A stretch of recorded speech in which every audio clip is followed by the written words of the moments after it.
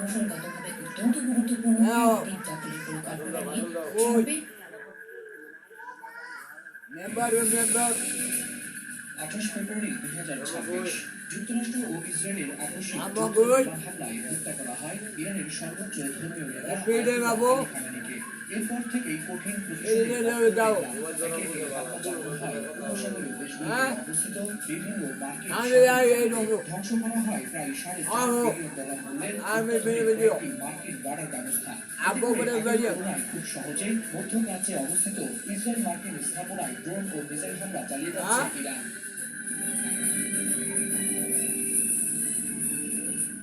তবে ইসরায়েল মার্কিন হামলায় কার্যত ধ্বংসস্তূপে পরিণত হয়েছে ইরানের বিভিন্ন শহর।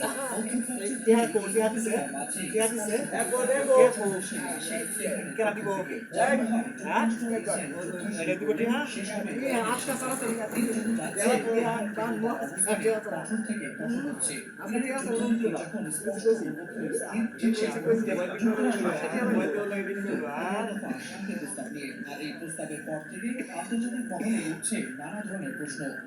তবে এবার ইরানের চাপের মুখে নাজেহাল